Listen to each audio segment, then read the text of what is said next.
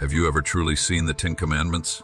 Beyond the stained glass and stone, could these ancient laws hold the shocking keys to unlocking the very meaning of your existence? What if the art wasn't just depicting rules, but whispering secrets about your deepest desires and the hidden architecture of the universe? Prepare to witness a story unlike any you've encountered, a groundbreaking revelation that will forever alter how you perceive these divine words. Stay tuned until the very end for a truth so profound, so unexpectedly heartwarming, it will leave you speechless. Like, subscribe, comment, and share this unique unveiling. You won't want anyone to miss this unprecedented journey. For over 3 millennia, the Decalogue has transcended mere text, becoming a visual lexicon of divine order and human aspiration. From the luminous glow of medieval cathedrals to the provocative silence of modern installations, artists have wrestled with these 10 laws, rendering the invisible moral architecture of the universe into forms that stir the soul. But have we truly seen them? Beyond the familiar phrases, beyond the Sunday school lessons, do we grasp the seismic shockwaves these pronouncements sent through the ancient world?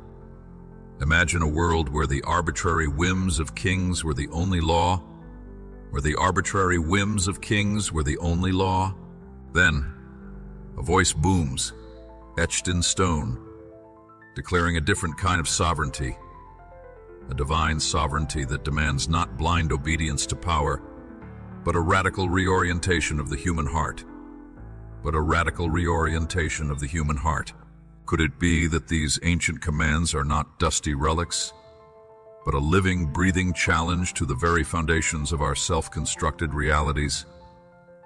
Consider the first commandment: I am the Lord your God. You shall have no other gods before me. In our supposedly secular age, have we truly banished idols? Or have we merely exchanged golden calves for the glittering allure of wealth, the intoxicating power of celebrity, the suffocating embrace of our own egos? The suffocating embrace of our own egos are our smartphones, our bank accounts, our carefully curated online personas, not the altars at which we silently, ceaselessly worship. The commandment against taking the Lord's name in vain. Is this simply about avoiding curse words? Or does it pierce deeper, demanding a reverence for the very being of the divine? When we invoke God's name flippantly, carelessly, do we not diminish the profound mystery that underpins all existence? Have we become so desensitized that the sacred has become commonplace, a mere linguistic tool for emphasis or frustration? Remembering the Sabbath, keeping it holy. In our relentless pursuit of productivity, in our 24/7 culture of endless striving, does this commandment not sound utterly alien? A radical call to stop, to simply be. Have we forgotten the essential rhythm of life, the divine invitation to rest and contemplation, sacrificing our souls on the altar of achievement? Honor your father and your mother. In an age of fractured families and increasing individualism, does this ancient wisdom still resonate? Or have we severed the ties that bind us to our past, forgetting the foundational love and sacrifice that brought us into being? Are we so consumed with our own autonomy that we fail to recognize the profound debt we owe to those who came before us, the very roots from which we draw our sustenance? You shall not murder. A seemingly straightforward decree. Yet does it not echo in the silent screams of the marginalized, the forgotten, the unborn? Is not our complicity in systems that perpetuate injustice a subtle form of violence? A subtle form of violence? Can we truly claim innocence while turning a blind eye to the suffering of our fellow human beings, those deemed inconvenient or unworthy by the prevailing narratives? You shall not commit adultery. In a world saturated with fleeting connections and the commodification of intimacy, Does this commandment not challenge our understanding of love and commitment? Is not true fidelity a radical act of trust and vulnerability, a defiant stand against the ephemeral nature of desire? A defiant stand against the ephemeral nature of desire. Have we cheapened the profound mystery of human connection, reducing it to a transaction of pleasure rather than a sacred bond? You shall not steal, beyond the obvious act of physical theft. Does this commandment not speak to the subtle ways we pilfer from one another, stealing time, stealing ideas, stealing dignity? Are we so driven by acquisition that we fail to recognize the invisible debts we accrue through our relentless pursuit of more? You shall not bear false witness against your neighbor. In the age of misinformation and the weaponization of narratives, this commandment takes on a terrifying urgency. How easily are reputations destroyed, truths distorted, and societies fractured by the careless or malicious spread of falsehoods.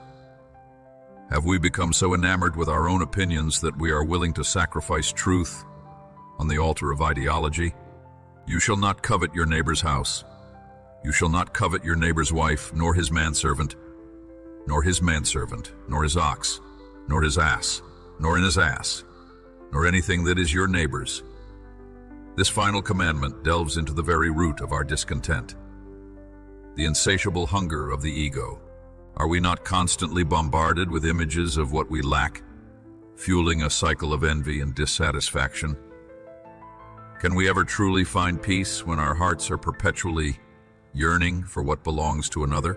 Through the ages, artists have grappled with these profound questions, their works serving as visual meditations on the enduring power and the unsettling relevance of the Decalogue. They invite us not just to look, but to truly see, to confront the uncomfortable truths these ancient laws hold up to our modern lives, and perhaps in that confrontation, to glimpse the faint outline of a more divine and human way of being. In the 15th century Rhineland, stained glass artisans transformed sunlight into theology. Here, in the Carmelite Church of Beauport, the commandments cascade like celestial fire, each panel a collision of virtue and vice. The demi-figures of God hover above, their inscribed banners piercing the gloom, a medieval memento mori for a world navigating sin and grace. Notice the absence of borders. The commandments spill across mullions, insisting that divine law cannot be compartmentalized. But what does it truly mean for divine law to be indivisible? In our own lives, do we not constantly attempt to negotiate with the sacred, compartmentalizing our faith into Sundays or specific rituals, while allowing the week to be governed by a different set of rules? Could it be that the seamlessness of these stained glass narratives reveals a terrifying truth? That every aspect of our existence, from the grandest decisions to the most fleeting thoughts, is held within the gaze of this unified divine order, these vibrant blues and reds illuminated by the very light that sustains life. Are they merely aesthetic choices? Or do they speak to the fiery intensity of divine love and the crimson stain of human transgression, forever intertwined? Are we so accustomed to the beauty that we fail to recognize the burning judgment implied? The constant tension between the ideal and our often dismal reality? The demi-figures of God suspended in these luminous panels, their inscribed banners piercing the gloom? Does this not suggest a divine presence that actively intervenes? A voice that cuts through the darkness of our ignorance and self-deception? Have we become so adept at dimming the light, at creating our own comfortable shadows, that we no longer hear the piercing call of truth, even when it shines directly upon us? This medieval memento mori, this constant reminder of death woven into the fabric of faith. In our modern death-denying culture, has this wisdom become obsolete? Have we become so fixated on the temporal, on extending our earthly existence at all costs, that we have lost sight of the eternal horizon, against which our lives are but fleeting moments? Could it be that our fear of death has paradoxically blinded us to the true meaning of life, to the urgency of living in accordance with a higher purpose?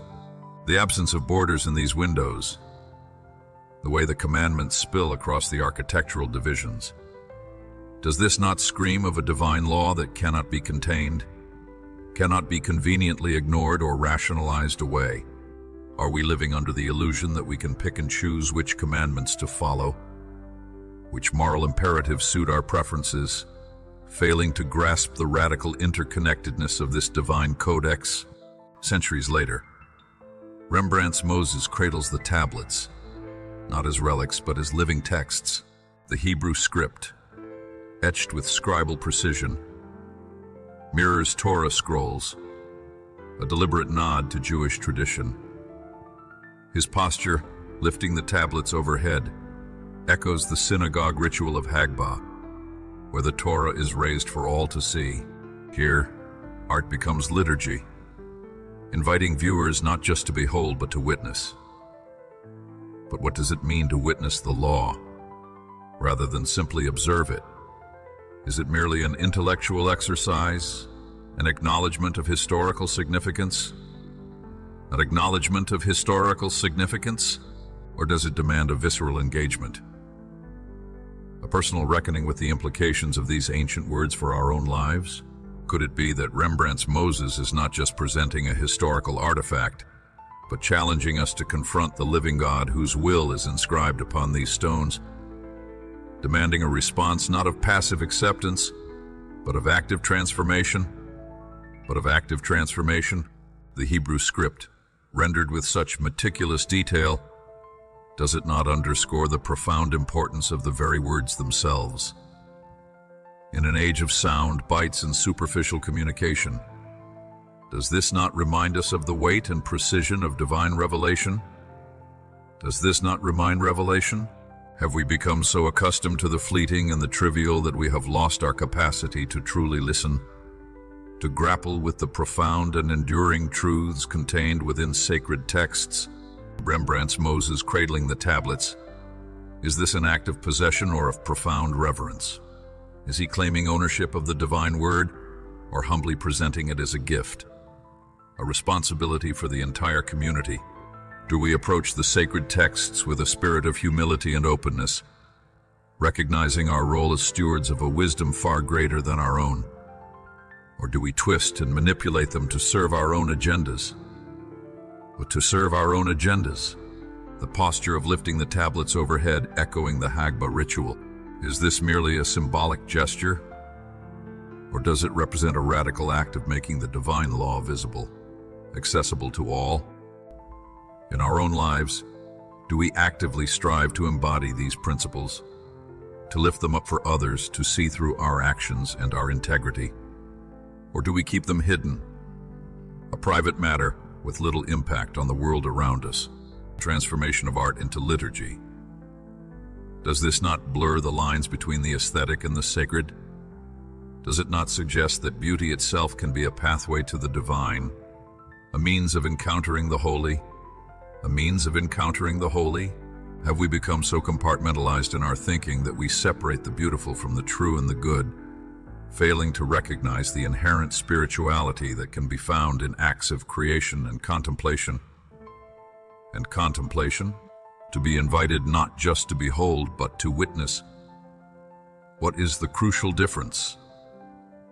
Does beholding imply a passive observation, a detached appreciation, while witnessing demands an active participation, a personal investment in the truth being revealed? Are we content to be mere spectators in the unfolding drama of faith? Or are we called to be active witnesses, living testaments to the enduring power and relevance of the divine law in our own time? As the Enlightenment pried open the human mind, artists began to interrogate the commandment's tension between restraint and liberation. Consider the coiled energy of Rubens' Moses breaking the tablets, a thunderclap of divine wrath.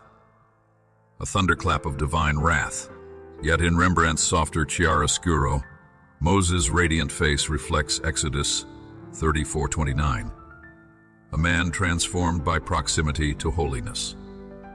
The commandments here are not shackles, but a crucible for transfiguration. But did the Enlightenment truly pry open the human mind, or did it merely exchange one set of dogmas for another? Replacing divine authority with the supposed infallibility of human reason in our relentless pursuit of autonomy, have we not ironically become enslaved to the fleeting whims of culture and the tyranny of our own desires? Could it be that this celebrated opening was in fact a narrowing, a self-imposed exile from the very source of our being, leaving us adrift in a sea of subjective truths? Reuben's Moses breaking the tablets. Is this merely a depiction of anger, of divine disappointment, or does it reveal a deeper, more terrifying truth about the consequences of rejecting the very order that sustains us? Have we become so arrogant in our self-sufficiency that we fail to recognize the inherent violence of our transgressions, the way our disobedience shatters the delicate harmony of the cosmos, this thunderclap of divine wrath? Does it not echo in the silent suffering of the oppressed, in the unseen consequences of our greed and indifference? Are we so insulated by our privilege that we no longer hear the reverberations of our moral failures, the way they ripple outwards, causing untold harm? Could it be that the broken tablets are not just a historical event, but a constant, agonizing reality, a testament to our ongoing capacity for destruction, yet juxtaposed with this fury? Rembrandt's softer chiaroscuro reveals Moses' radiant face, a man transformed by proximity to holiness. Is this transformation merely a consequence of a singular, miraculous encounter? Or does it point to a universal possibility, an invitation for each of us to be similarly illuminated by drawing near to the divine? Have we become so afraid of the light, so comfortable in our self-imposed shadows, that we resist the very thing that could bring us true radiance and peace? The very thing that could bring us true radiance and peace? The reflection of Exodus 34:29. Moses' face shining because he had spoken with God. Is this not a profound metaphor for the transformative power of genuine encounter with the sacred in our hyper-connected world? Are we truly connecting with the divine, or are we merely drowning in a sea of superficial interactions, our inner light dimming with each passing distraction? Could it be that the true radiance we seek is not found in external validation, but in the quiet intimacy of communion with the source of all light? The assertion that the commandments are not shackles, but a crucible for transfiguration. Does this not challenge our ingrained perception of law as inherently restrictive?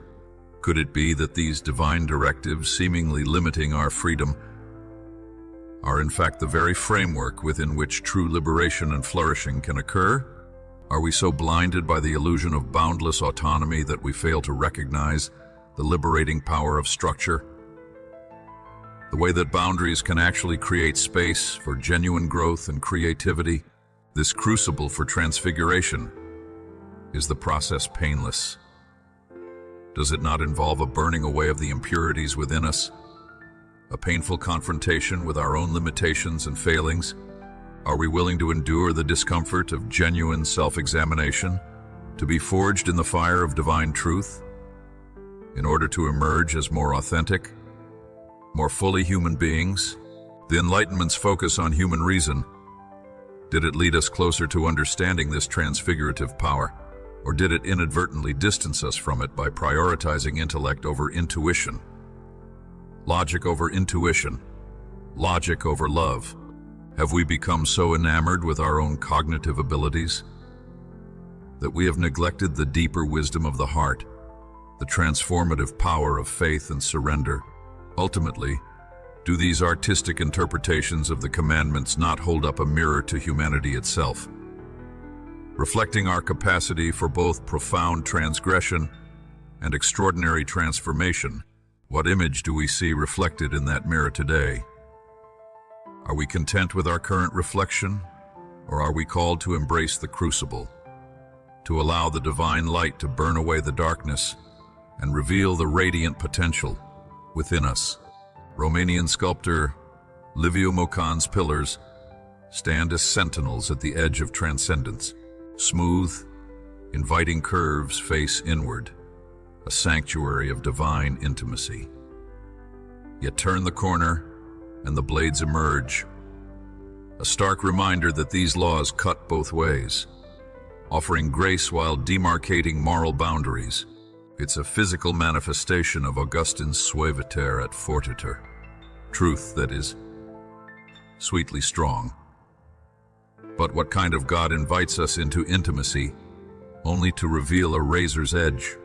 Is this divine invitation a seductive trap, luring us into a false sense of security before exposing the sharp consequences of our failures?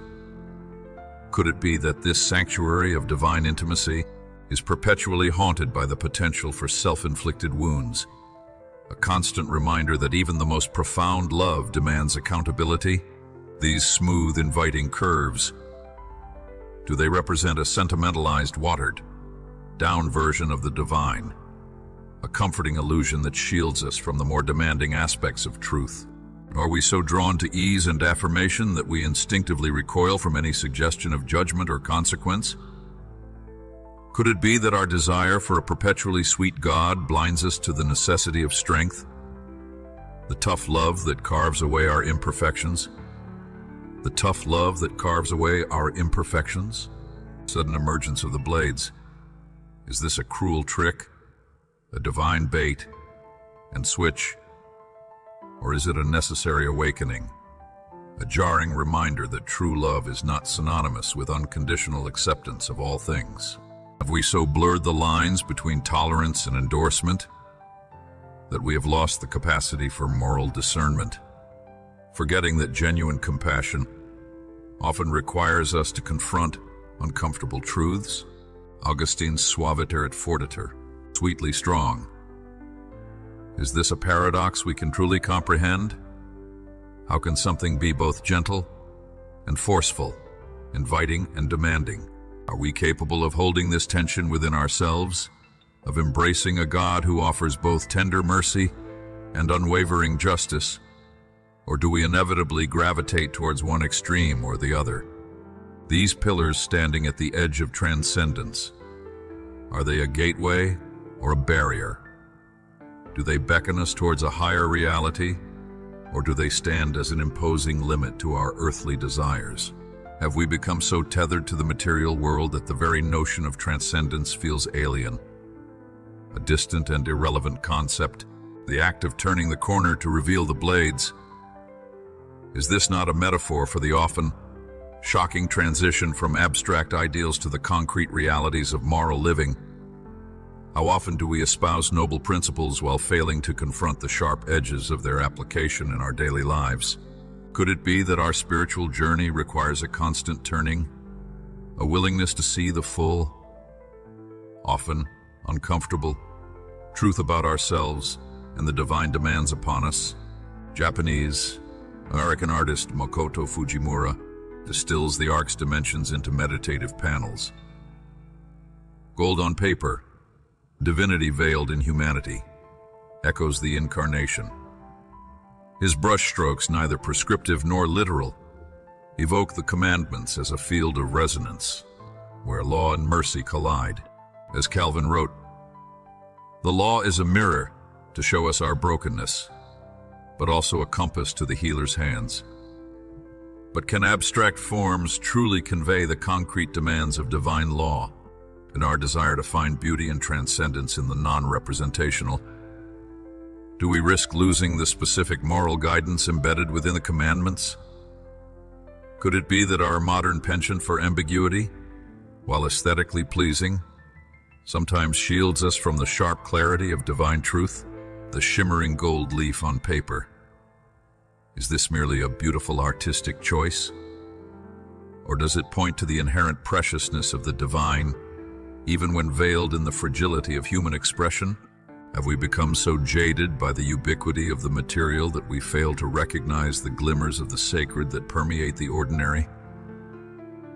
This divinity veiled in humanity, does it not echo the central mystery of the Incarnation, the unfathomable union of the divine and the human?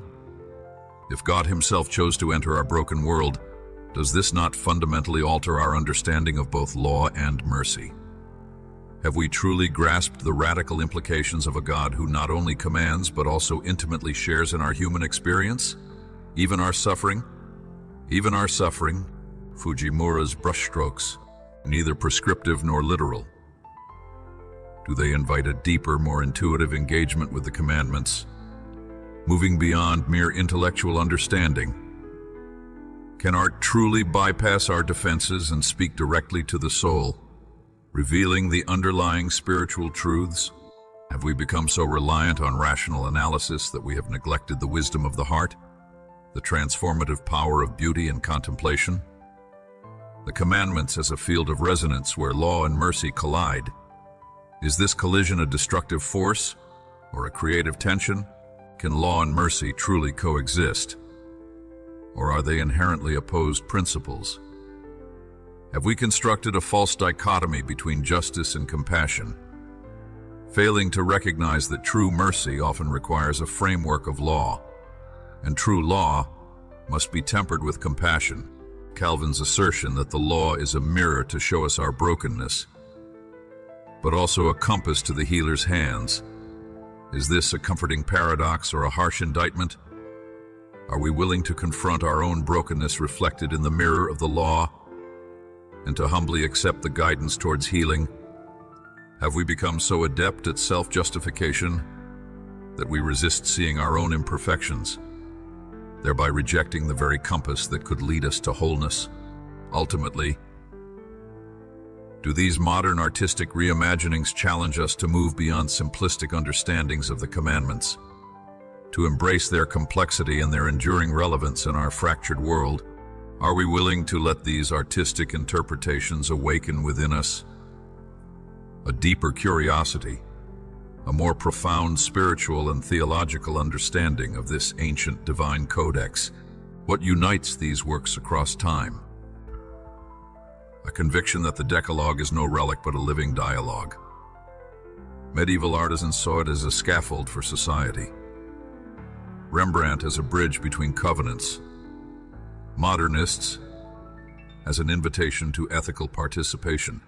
Bishop Barron often speaks of the analogical imagination, art's power to reveal the infinite in the finite.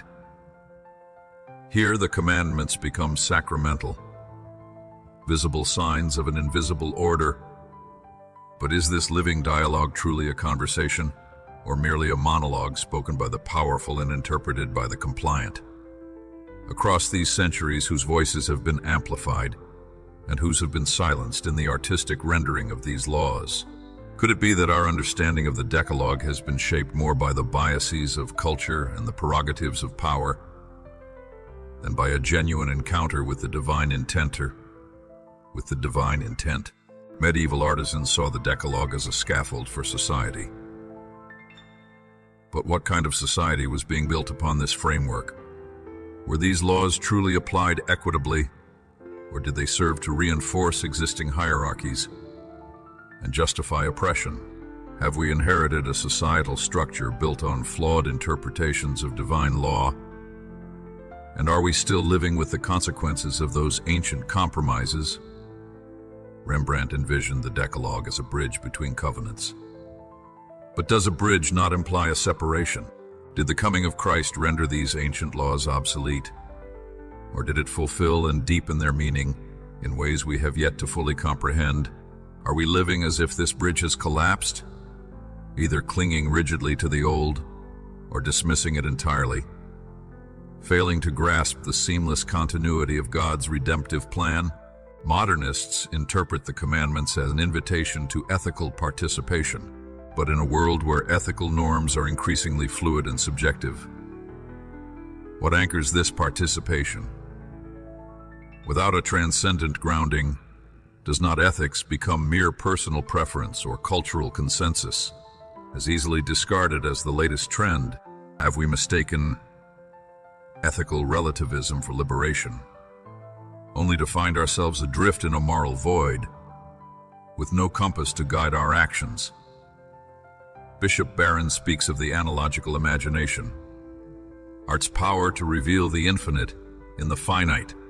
But are we truly exercising this imagination? Or have we become so literal-minded, so trapped in the concrete, that we fail to see the transcendent dimensions of reality? Have we allowed the secular to eclipse the sacred,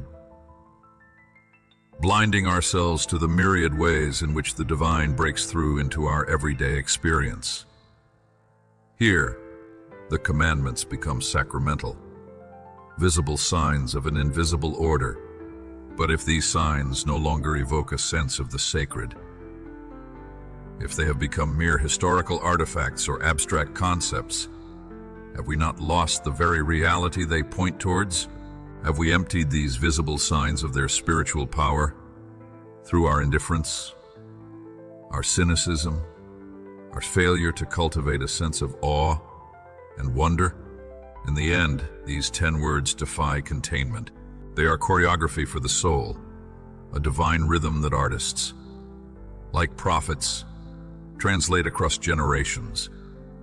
To engage them is not to submit to rigidity, but to join an ancient dance, one where law begets freedom and stone gives way to flesh. But if these 10 words defy containment, why do we so often try to confine them within rigid interpretations and legalistic frameworks? Is our fear of ambiguity so great that we stifle the very dynamism and fluidity inherent in the divine word? Could it be that our attempts to control and codify the sacred ultimately diminish its power to transform us? This choreography for the soul, is it a dance we are actively participating in, or are we merely passive observers, watching from the sidelines as others move to a rhythm we no longer hear? Have we become so disconnected from our inner lives, so deafened by the cacophony of the modern world, that we have lost our sense of the soul's natural movements, its yearning for the divine? Artists as prophets translating this divine rhythm across generations. Are we heeding their translations? Are we willing to see the ancient wisdom of the commandments through fresh eyes, to allow contemporary expressions to awaken within us a new understanding? Have we become so entrenched in tradition that we resist the prophetic voice of the present, clinging to familiar interpretations even when they no longer resonate with the complexities of our time? To engage with the commandments is presented not as submission to rigidity, but as joining an ancient dance, where law begets freedom. But how can law, which inherently sets boundaries, lead to freedom? Is this not a paradoxical claim? Could it be that true freedom is not the absence of limits, but the embrace of divinely ordained structures that guide us towards our true flourishing, liberating us from the tyranny of our own disordered desires? The powerful image of stone giving way to flesh. What does this radical transformation truly signify? Does it imply a movement from a cold, external code to a living, internalized ethic, embodied in our very being? Have we allowed the commandments to remain as abstract principles etched in stone, or are we striving to incarnate them in our daily lives, to let them shape our hearts and inform our actions until they become as natural as breathing? Ultimately, do these artistic interpretations, across millennia and diverse styles, point to a fundamental truth: that the Decalogue is not a static set of rules, but a dynamic and evolving invitation to a deeper relationship with the divine and with one another?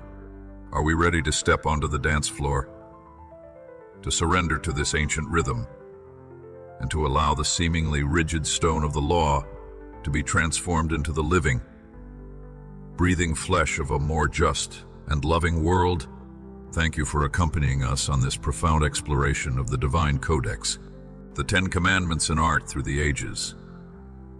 If this journey into the depths of artistic interpretation and spiritual revelation has stirred your soul and awakened new questions within you, we invite you to join our community of seekers. Within you, we invite you to join our community of seekers.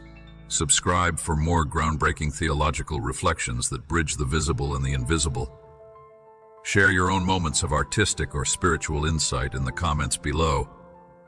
And let us continue together finding deeper meaning and unexpected truths in every brushstroke and ancient carving of our shared human story. Don't let this unique conversation end here.